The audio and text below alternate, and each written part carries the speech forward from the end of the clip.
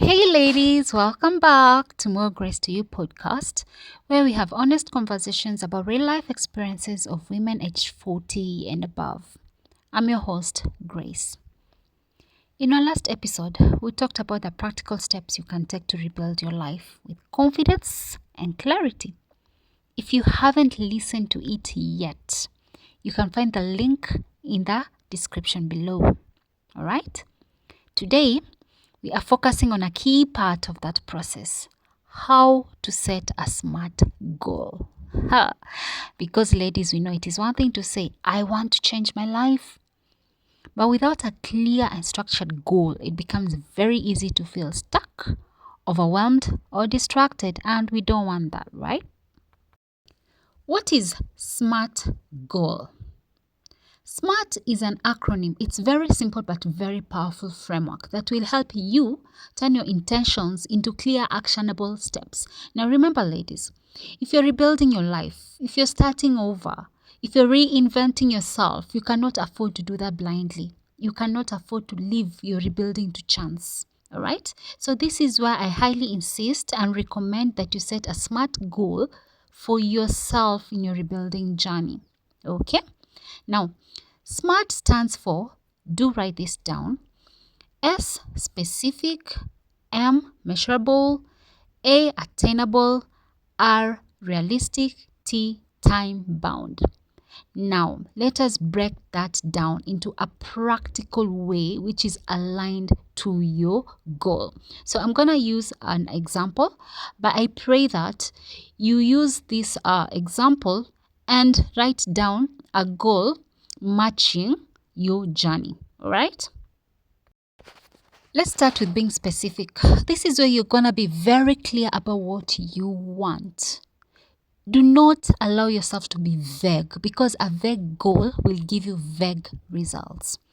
For example, instead of saying, I want to improve my life, that is very vague. Instead, reframe that and say, I want to transition into a new career in project management. See, I want to transition into a new career in project management is very specific. It doesn't just say that you want a new career, right? But it speaks specifically on the area that you want to transition into, which is project management. Okay? The idea is to give clarity to your goal. This way you have a specific direction into which you'll be working towards. Okay? You still have your pen and paper ready? Let's go to the next part of your goal. Measurable. Now, ladies, if you want to track your progress, the next part of your goal should be something that you can measure a number against. You need to know if you're moving forward. And the only way to know that is if you have a number attached to your goal. You want to lose weight, you can't just say, I want to lose weight. You will say something like, I want to lose 1 kg in the next 5 or 3 months. Measurable. So after those 3 or 5 months, you're able to measure your weight against the number that you had attached to that goal of losing weight. Have you lost that 1 kg? How many kgs have you lost? Okay? Now, going back to a project management transition goal, you want to say this: I will complete 3 modules of my courses each month. All right? This will help you work towards that goal of transitioning to project management. Okay? So every month you're finishing and completing 3 modules. It means you're moving forward towards now making an application such that you're able to transition smoothly into project management. So what number have you attached to your goal today, ladies? What number are you using to track progress of that goal? You ready for the next part of your goal? Attainable.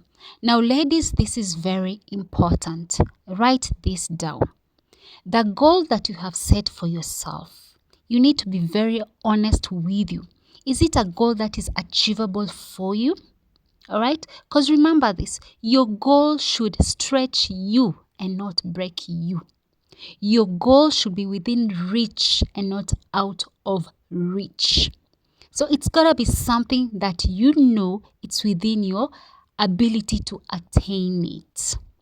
All right? Like for example, are you able to attain loss of 1 kg per month in the next 5 months?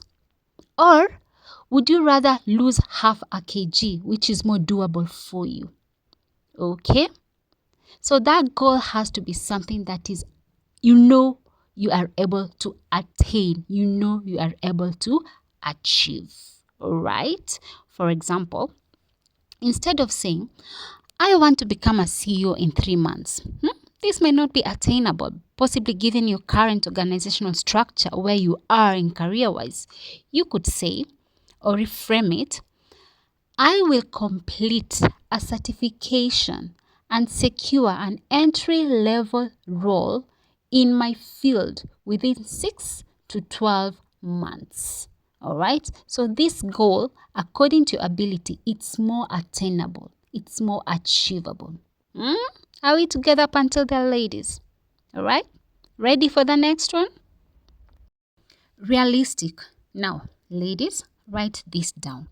Your goal has to be realistic to you. Does it fit your current life? Right? Does it align with your values? Does it fit into your time? Okay? Does it agree with your finances? Consider the responsibilities that you have at home, for example. All right? How is your current environment? Your family environment, your work environment, your health, etc., etc., etc. So you need to sit down and consider the realistic situation that you're in and how all that will augur well towards you working towards your goal. Okay? Now, for example, if you're raising a family, all right, then you need to be very realistic. Is it realistic of you to go to school full-time? You're raising a family while at the same time you're working full-time. Then you could write a realistic goal. I will study for 1 hour every evening 4 times a week. See, this way you're also able to give time to your family, give time to your work schedule. You know, everything is now centered realistically around your current life. Remember this, your goal should work for you and not against you. Your goal should augur well into your realistic situation as it is and not against it. Okay? Ready for the last one? Lastly, ladies, your goal should be time bound. Yes, don't just have an open goal. Give it a deadline. Give it a timeline because a goal cannot drag on forever. When you tie a goal to a deadline, to a timeline, you are challenging yourself to achieve it within that time frame. Okay? So you don't want to say, for example, I want to start a business. When? Okay, say something like, I will launch my small online business within the next 3 months. All right? Have a time attached to your goal so that you're able to stretch yourself, you're able to challenge yourself, you're able to pull in the resources in achievement of that goal within that time frame. Deadlines create urgency, all right? And they narrow down your focus. Remember, that is very key. Okay?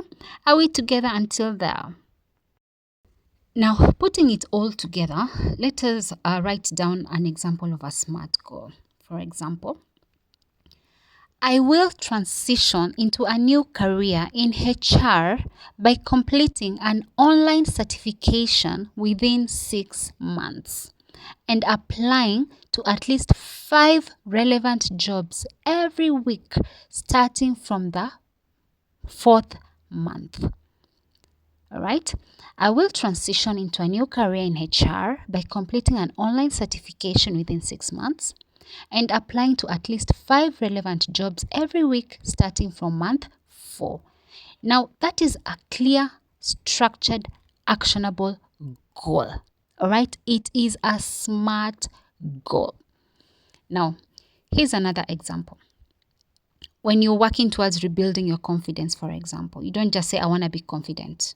Tie a SMART goal to your confidence building journey.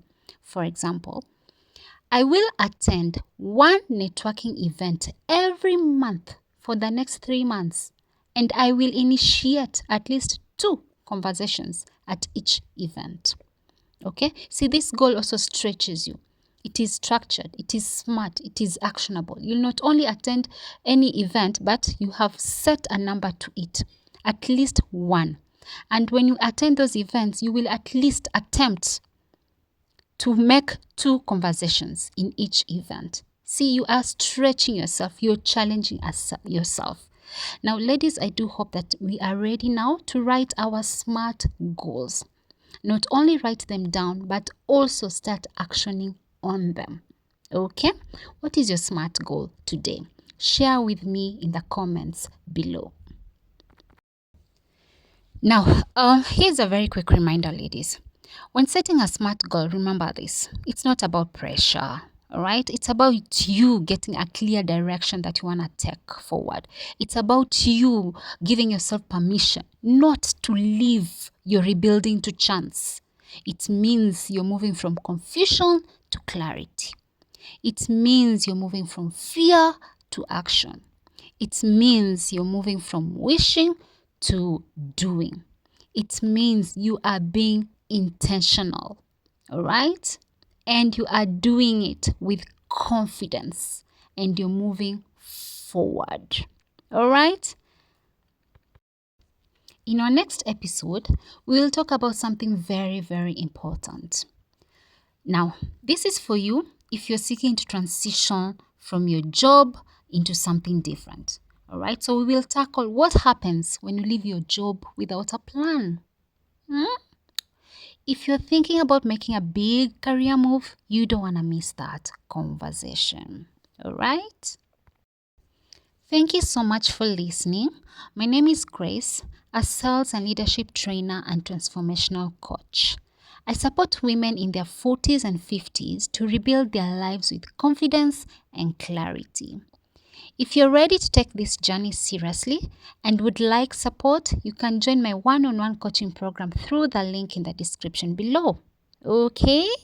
And if this episode spoke to you, ladies, share it with another woman who needs this message. Okay? And do not forget to subscribe and keep those goals smart. Let me know how you're doing it on your rebuilding journey. More grace to you.